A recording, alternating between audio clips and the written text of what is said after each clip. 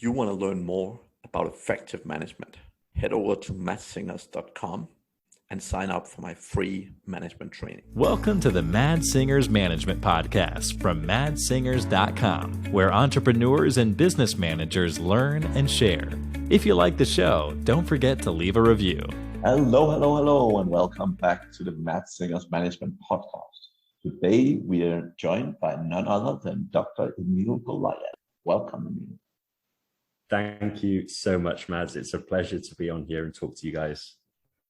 Awesome. And this is going to be a little bit of a different episode because even though Emil does run a business and a very successful one, he is one of the fitness gurus that I always listen to when I try and stay in shape.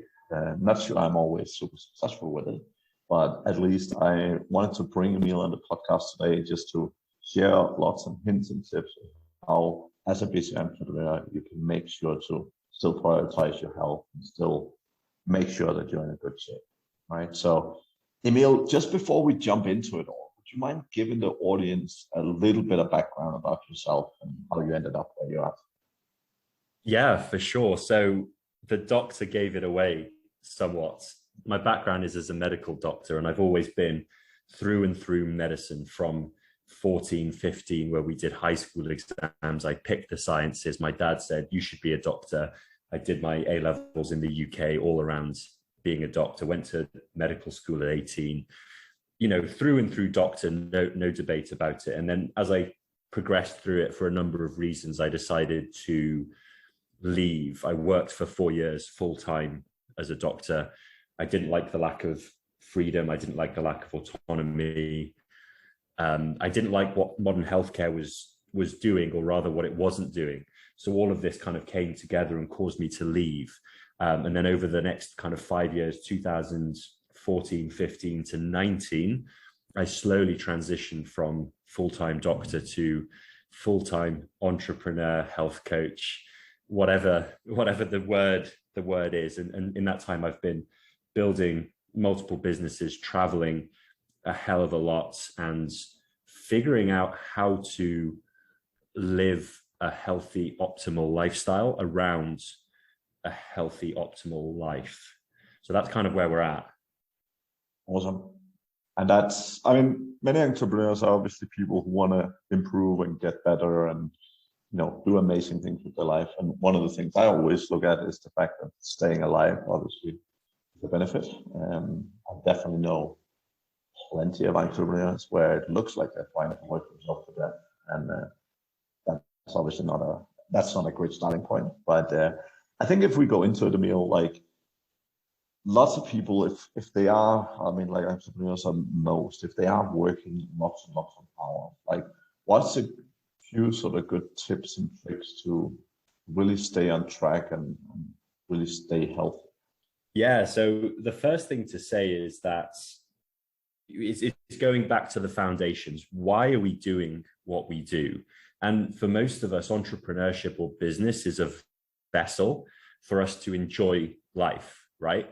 And I feel we somehow forget that, and we end up working all the time forever and ever, and forget the whole have fun and enjoy ourselves parts. And a key part of this is health, because I think as entrepreneurs, we're almost the kings and queens of delayed gratification.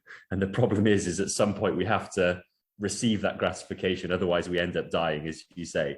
And health is a huge part of that, where we say, I'm just going to hustle for a year and then I'll get healthy, or then I'll enjoy my life. And unfortunately, I've seen this in myself and others, it gets to 1 year, 3 years, 5 years, 10 years, 50 years, and they never looked after their health, and they've never stopped to enjoy their life. And to me, all of these things are intrinsically connected: health, enjoyment, business. They're all one and the same process. So that's the biggest thing, is just to remember why we do this, and that tomorrow never comes, right? You can't say I'm going to start on Monday, because that never happens. I'll be happy when is another statement. It just won't happen. And I've seen it and I've experienced it. So once you've got that, you can kind of bring yourself to the present and start to think, okay, what can I do today? One, to have fun, and two, to start thinking about health. And that's the fundamental crux of this. This isn't, I'm going to start on Monday, I'm going to do a severe diet, I'm going to exercise 2 hours a day, blah, blah, blah. It's what small change can I make today that's going to shift me 1 degree towards health, and then tomorrow 1 degree towards health, and then this compounds over time. And that's what we get, this compound interest of health. Yeah, I love it. And that sounds a bit like, I'm a huge fan of Atomic Habits, and that's what I try and do with building good habits and slowly integrating them. Like entrepreneurs, we want to do everything at once, but I have found that does not work, or it rarely works at least. So small sorts of things that make gradual improvement sounds sensible. Yeah, for sure. And, I realize that up till now, I've given zero practical advice, but you need to have that grounding before you can go further, because actually the internet is full of, in quotations, practical advice. And at least 90% of that practical advice is shaded by marketing, because you can't sell sensible moderation. It's just not exciting. It's not sexy. So much practical advice out there is a marketing ploy. It's an arms race. You have to go more extreme than what's happened in the past for anyone to even listen to you. So this is why I'm wary to give practical advice, because it sounds boring. It doesn't sound sexy. So without this backing, this foundation of why this is so freaking important, no one's going to listen to me when I say, oh, you need to get out into the sun and you need to go for a walk. They're like, I need to measure my insulin and take, these magical pills and all this kind of stuff, Yeah, that makes a lot of sense. And I think the mindset, I'm the same when I talk about management. Like, the first things first is getting the mindset right. And then when you get into a good point mindset wise, then, you can start looking at the tactics and you can start looking at the to-dos. So I've obviously picked a few things up from you over the years, I guess. But I think it's probably best if you share sort of some of your practical advice and tips and so on. Yeah, for sure. So I'm I suppose the laziest person out there, as in I will always look for the things that will give me the biggest bang for my buck. The 80-20 essentially, and even that is such a cliche term that we almost like switch off to as soon as we hear. But by starting with the things that will have the most impact, when I make those 1 degree changes, they will have a disproportionate positive effect. And then when you start seeing this effect happen, you then get encouraged and you get this cycle of kind of motivation and results. So you keep doing more and more things. And then you can start to work down from the thing with the most effect down to the kind of obscure stuff at the other end. But you have to start with the basic stuff. So the biggest lever when it comes to health is probably nutrition, because we have to eat, right? So we eat multiple times per day. And by altering these choices and being a little bit more mindful, we can automatically start to move, the oil tanker slight degrees to the side. And when it comes to nutrition, again, there's another hierarchy, and we start from the big, most important thing. And generally speaking, this is what, our mothers told us when we were growing up: don't eat too much. And then beyond that, protein and vegetables are important. Now, this sounds mind-numbingly simple, but the beauty of this is you're probably already doing this and just eating a little bit too much. So actually, when people say, I haven't got time or bandwidth to start a diet or whatever, it's like, okay, just eat a little bit less and just think about protein and vegetables. It doesn't have to be anything crazy. It doesn't have to be anything mind-blowing. But another concept I talk about is intentional eating and stopping when you're full. And this feeds into the don't eat too much thing. And actually, if you were to be present, if you were to eat without distraction, if you were to be intentional with your food, you would probably cover that don't eat too much thing. And that would probably be 80% of what you need to do for your health, which is just mind-blowing when you think about it. But it's just very, very true. In the age of distraction, age of social media, we're sitting eating on our phones, watching Netflix or whatever. With all the marketing out there telling us we need to overeat, all this kind of stuff, cheap, junky food that makes it very easy for us to overeat, it's very easy for this to happen. So actually, even though the theory is simple, to implement it is very, very difficult. Yeah, totally. And I think, honestly, this is, sometimes overeating, but I think actually what I see most entrepreneurs do is the fact that they make the excuse for themselves they're too busy, so they get the wrong kind of food.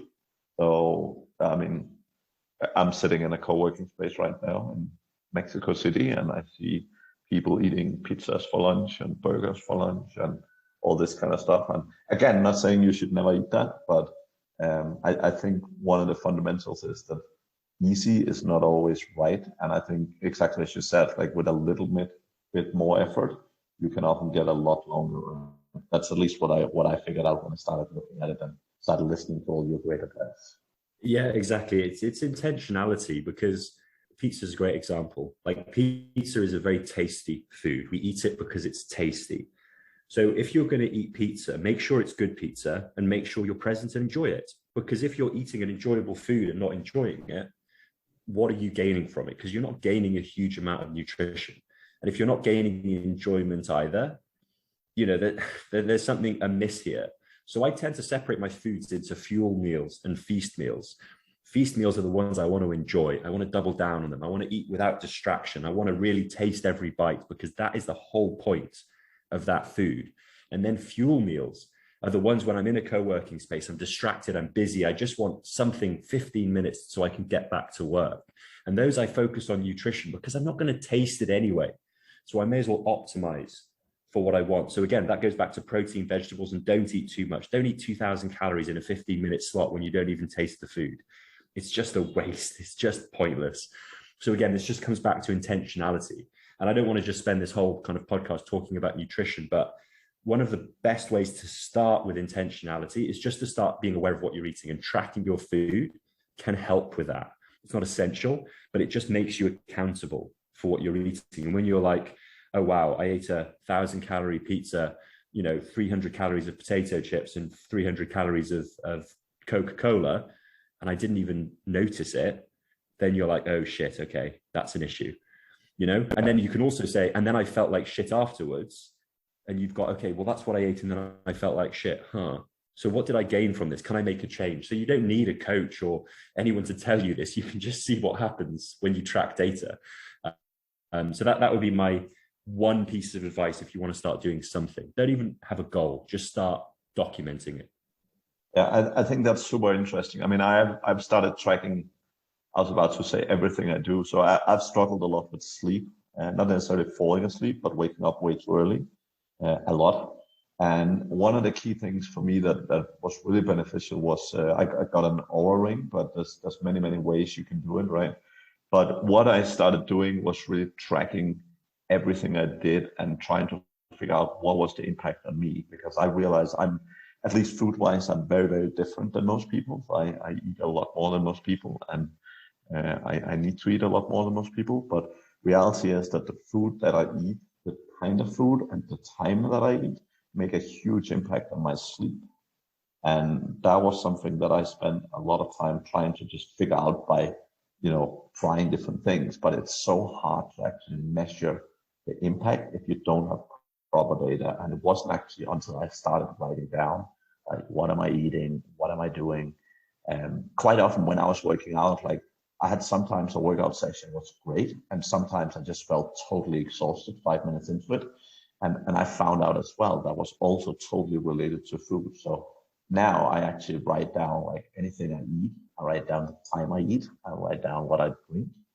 I write down, obviously my sleep I've tracked in with my Oura ring and so on, but really writing it all down. And then I basically both look at, when I go work out, what gives me a good workout. So I look at what was I eating the day before and earlier in the day before a good workout, and what was I eating before a bad workout. And that had taught me a lot of things about me.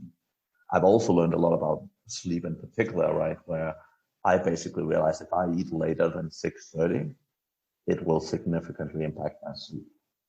And particularly being in a place like Mexico where restaurants with no open until 7, that is not a benefit. But like, knowing the data and having some information to work on is really useful. And it does sound like it takes forever to track all these things. And honestly, like, when I eat, I don't track it down to a milligram like some people do, but I just write down, I had chicken and I had rice or whatever for lunch. And so I just write it down in broad terms, and I just use the information to try and figure out, like, get to know your body better, get to know, and because for us, I mean, sleep, exercise, and generally also work function. So every morning when I wake up, I always write down, how do I feel? Do I feel tired?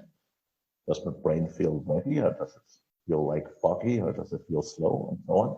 And I do the same thing at night before I go to bed.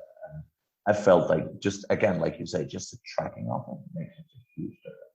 Yeah, so many people ask me for hacks and things like, how do I improve my energy? How do I improve my sleep? What can I do, X, Y, Z? And it would be irresponsible of me to give blanket advice.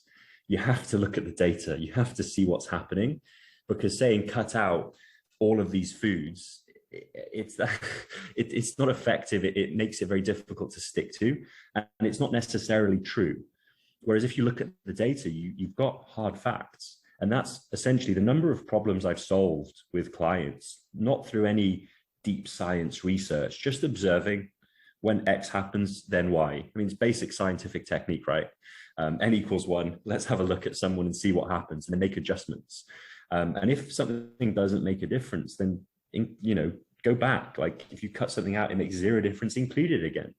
Because you don't want to get to a point where you're eating 3 different foods and that's all you're eating. And you're like, this is really hard. It's like, yeah, no shit, And then, what we were saying about data is, the data is super important. Data is fundamental. It definitely doesn't have to be to the milligram, like the food information on packets, the weighing, none of this is particularly accurate.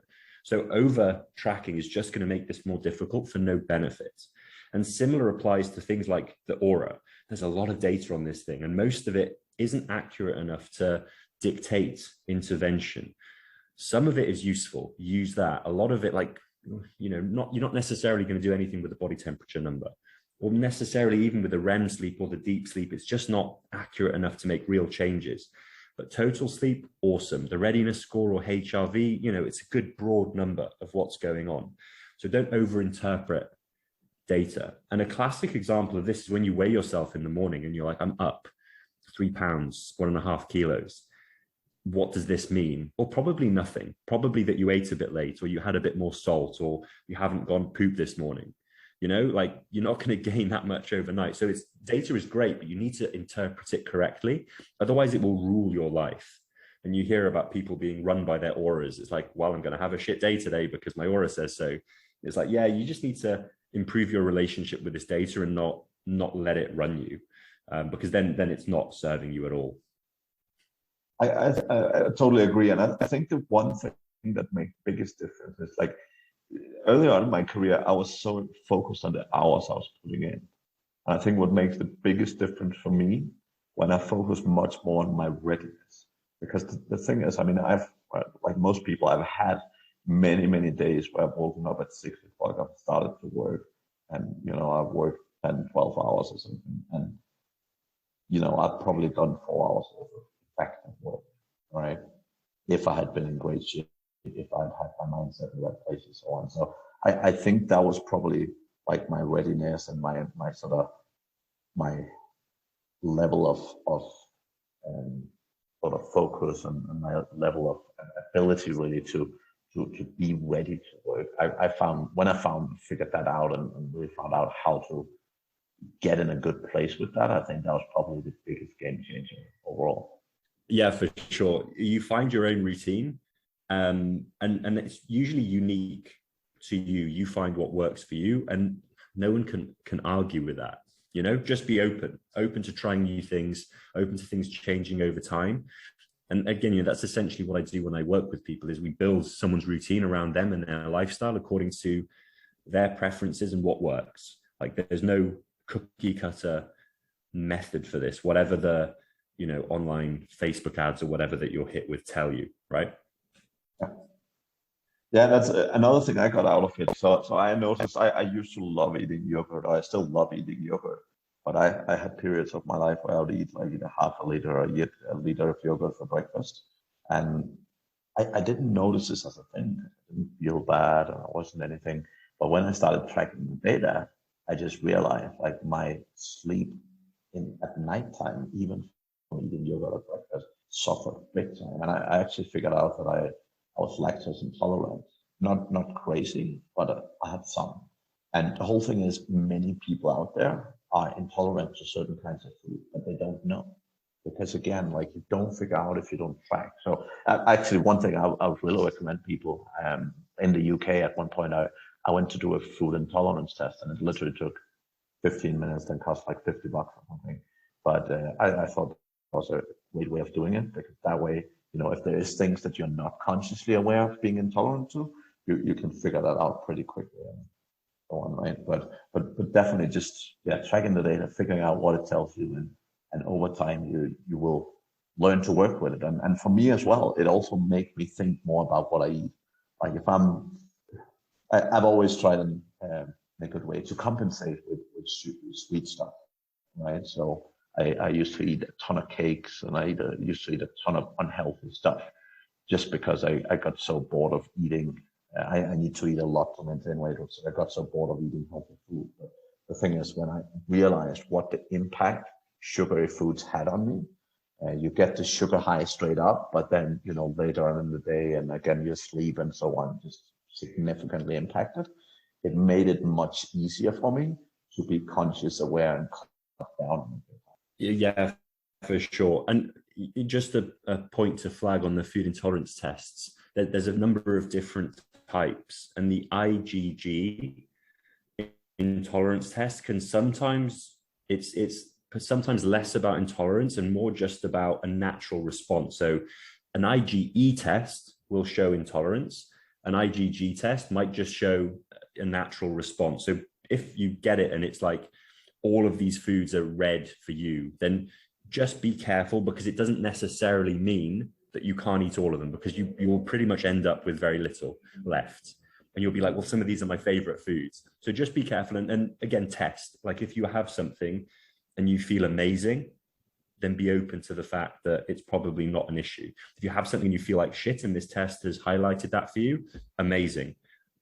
You know, get rid of it. But the point of all these kind of elimination style diets is that you try stuff and then you re-include it at the end, whereas people eliminate, and then end up eating, I don't know, like soy, lettuce, and chicken breast. And that's their whole diet. And it's just like, yeah, you're going to run into issues there for sure.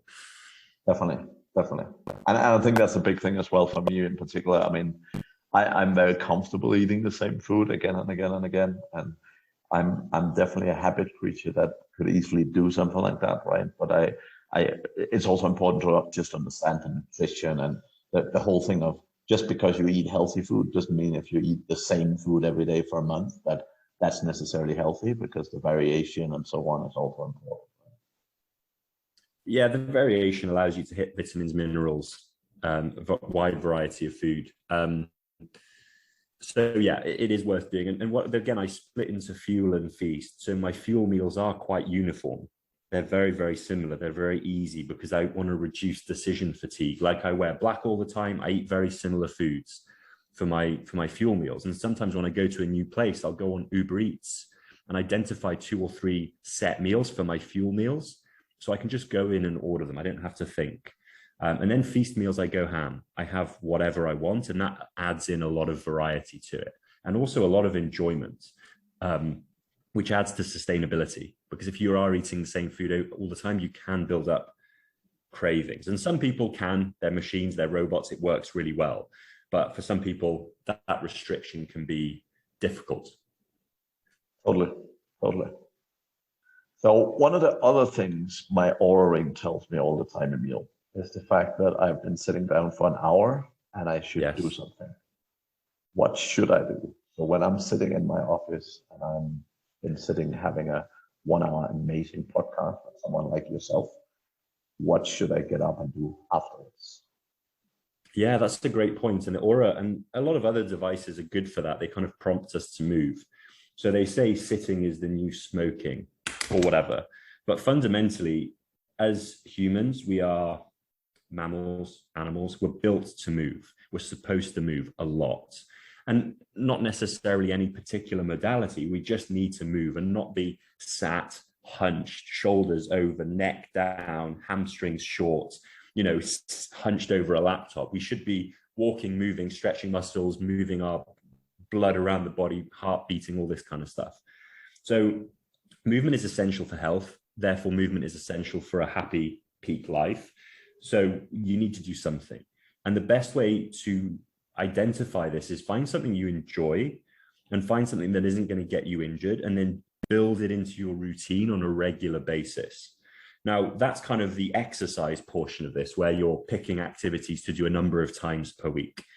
Then when the aura pings you and says, move, what it's basically saying is you've been sat in this very unhealthy position for a long time. You should probably, get up and stretch. And to be perfectly honest, what would be optimal? Going for a 15-minute walk. What would be realistic? Literally standing up, stretching. I actually put together a 3-minute office. I called it an office mobility routine, which is basically you stand up at your desk and you do 3 minutes of movement, like head to toe, which you can in theory do every hour, or if you're doing Pomodoro work, every 25 minutes or 45 minutes, whatever it is, you just cycle it around. But ultimately it doesn't matter. Another thing I did is I got a jump rope. You can literally just do that for a few minutes. And if you're moving the joints and getting your heart rate up just a little bit, you don't have to be sweaty, then that's the kind of thing we're looking for. And what I actually say to people practically is, look, just drink a load of water. You'll have to go and pee. So at least in that way, it's nothing crazy, but at least you're getting up on a regular basis, you're staying hydrated, and you're walking around the apartment. So in the most basic sense, try and move as much as possible. Take calls while walking. Maybe pop to the shop in your break to pick up a water or a Diet Coke or something like that. And then on top of that, layer on some form of more intense physical activity, maybe a class, maybe a sport, maybe gym, whatever, maybe a brisk walk, to be honest, just to, really push the body and start to kind of progress and develop and build fitness and strength, to be honest. Awesome. Yeah, I think that's good. And I mean, I've tried different things, right? But yeah, I think the best thing, at least for me, has been just have a very, very simple routine. And I think when I sit the most is particularly if I'm doing like videos or if I'm doing podcasts and stuff, I'm very, very, very tight. Yeah. And this is actually something like when I used to revise for medical exams, I used to train more because it used to rejuvenate me. It used to make me feel better. It used to be a break from work. And like you were saying earlier, if you kind of wake up at 4 a.m. and work for 10 hours straight, you're not doing that much productive, deep work. But if you get your sleep, wake up at 8, do 2 hours work, exercise, do 2 hours work, I would probably put money on the fact that those 4 hours are more productive than the 8 hours that you've done. And I'm saying from experience, but also the science and evidence backs this. So people think exercise takes time. Yes, it does. But the net is a positive because we're not measuring how much work we've done, how long we've been in front of a computer. We're measuring output and productivity, essentially. And I would say that output, however you want to measure it, is increased if you're healthy, if you sleep well, if you exercise. Definitely. Any other things you haven't touched on yet? So obviously from a nutrition point of view and from a sort of small exercise point of view, what if we take sort of larger type of exercise and workout? And if you're a busy human being, what should you be doing from a workout perspective on a weekly basis to stay in at least half decent shape? Yeah, so there's kind of two aspects to exercise. There's maybe more, but we will keep it simple. There's the kind of cardiovascular aspect, and then there's the kind of strength and muscle aspect. And both of them are essential for health. Essentially, when people get old, they start to lose muscle. And one of the biggest reasons that people become frail and start to lose their independence and need to start living in homes is because they have so little muscle mass, they can't look after themselves. So actually, we think of muscle as something where it's like showing off and it's like, I don't like muscle, I don't need muscle. It's like, yeah, but actually it's really important for later life to have a very, very good quality of life. You don't want to shut down at 60 or 70 and have to, have people support you. If you exercise your whole life, that's not going to happen. So we've got the fitness, we've got the muscle. They're both important. Now, for me personally, I get both of those through weight training, resistance training. And the benefit for me is I travel a lot. There are always gyms. So I can always continue my routine in some capacity wherever I am in the world. Running, walking, things like that are very, very similar. Things like swimming and sport are a bit more difficult just because they require certain facilities or certain people if you're on the road. The other thing is, even if you don't travel, trying to find 10 people to play five-a-side football or basketball, you're relying on others for your exercise. So trying to have a routine which you can do regardless is probably the most important thing. And then having some element of resistance training or strength, whether that's weights, body weights, whatever, and then having some component which is cardiovascular, that could still be weights, but also maybe running, swimming, whatever, is probably the most important thing. And again, we can talk about what is optimal. And I think the UK and US foundations say 150 minutes of moderate exercise per week, but optimal is almost moot if you don't do it. So if you're not doing anything, let's start, right? 15 minutes twice a week. Let's just start with something. And then from there, you can build up. And if you get to 150 minutes, then great. Once you get into the flow, you may even get to more than that. But the flexibility and the consistency is much, much more important. And because we're animals, because we're mammals, because we're built to move, the brain releases happy chemicals when we do move. So it's a positive reinforcement system. Serotonin, dopamine, endorphins, all these things make you feel good, and they come with exercise. So just starting, going from zero to something is the most important thing, because from there, you're naturally inclined to slowly do more. That makes sense. And when you do exercise, I mean, again, consistency is at least what I've struggled with the most. So when I live in a consistent place and I go to the gym, that's okay. But particularly with travel and so on, it can be quite difficult to stay on top of. Any sort of small hacks or any ways that you sort of use for yourself to make sure you keep going and sure you don't miss out? Yeah, for sure. So I think there's three things off the top of my head. One is I book it off in my calendar. It's busy time. I can't book a sales call over it.